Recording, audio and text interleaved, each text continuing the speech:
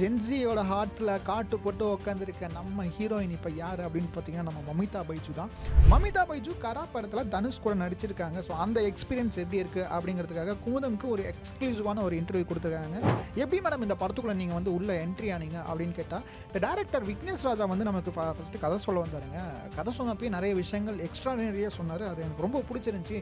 என்ன டவுட்டு இருந்தாலும் நான் அப்போவே கேட்டு தெரிஞ்சுக்கிட்டேன். அது அந்த விஷயமும் எனக்கு ரொம்ப பிடிச்சிருந்துச்சி அப்படின்னு சொன்னாங்க. ஸோ டேரக்டரே வந்து அப்ரோச் பண்ணி அந்த படத்தை கூட்டிட்டு வந்தாரு அப்படின்னாங்க. படத்துல வந்து ரொம்ப ஒரு கிராமத்து பொண்ணா நடிச்சிருக்கீங்க. ஃபர்ஸ்ட் டைமே வந்து ஒரு வில்லேஜ் கேரக்டர்.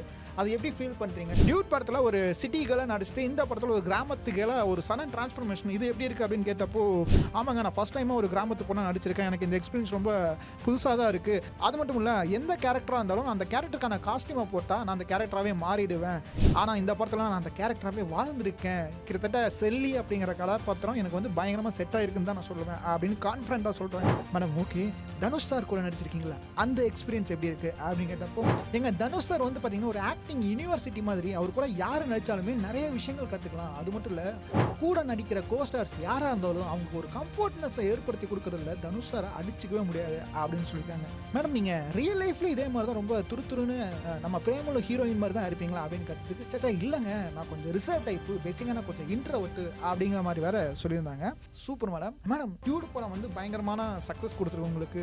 சார் நம்ம கொஞ்சம் சீக்கிரமாக தமிழுக்கு வந்துருக்கணும், இங்கே நமக்கு நல்ல ரெஸ்பான்ஸ் இருக்குது அப்படின்னு எனக்கு ஃபீல் பண்ணியிருக்கீங்களா அப்படின்னு கேட்டதுக்கு, சேச்சா அப்படிலாம் இல்லைங்க, நான் இதுக்கு முன்னாடி மலையாளத்தில் கூட வந்து கேரக்டர் ஆர்டிஸ்ட்டாக தான் பண்ணிகிட்ருக்கேன். அதுக்கப்புறம் தான் வந்து ஒரு ஹீரோயினாக படம் பண்ண ஆரம்பித்தேன். ஸோ அந்த மாதிரி படிப்படியாக வரலாம், எது எது எப்போ கிடைக்குமோ அதை தான் அப்பப்போ கிடைக்கும் அப்படின்னு சொல்லியிருக்காங்க. மேம் பேசிக்காகவே உங்கள் அப்பா ஒரு டாக்டர் இல்லையா? ஸோ அவரோட டாக்டருக்கு நீ இந்த மாதிரிலாம் உடம்பு பார்த்துக்கணும், இந்த மாதிரிலாம் மனசை பார்த்துக்கணும் அப்படின்ட்டு அட்வைஸ்லாம் கொடுப்பாரா அப்படின்னு கேட்டதுக்கு, ஏங்க அதெல்லாம் கண்டிப்பாக கொடுப்பாருங்க. எப்போ ஃபோன் பண்ணாலும் நேரில் பார்த்தாலும் உடம்பை பார்த்துக்கோ, மனசை பார்த்துக்கோ, ஆக்டிவாக இரு, போத் ஃபிசிக்கலி அண்ட் மென்டலி அப்படின்ட்டு எல்லா வகையிலுமே வந்து என்னை என்கரேஜ் பண்ணுறதுலையும் சரி, கவனமாக பார்த்துக்கிறதுலையும் சரி எங்கள் அப்பா வந்து முக்கியத்துவம் கொடுப்பாரு அப்படின்னு சொல்லியிருக்காங்க.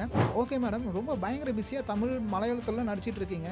ஃபேமிலிக்கு டைம் கொடுக்கறதுக்கு உங்களுக்கு டைம் இருக்கா அப்படின்னு கேட்டதுக்கு, ஃபேமிலி தானே எல்லாமே, அதுக்கு நேரம் கொடுக்காம எப்படி, அதுக்காக தானே எல்லாமே நம்ம பண்ணிட்டு இருக்கோம், எனக்கு ஃபேமிலி தான் முக்கியம் அப்படிங்கிற மாதிரியான ஒரு பதிலும் கொடுத்துருக்காங்க.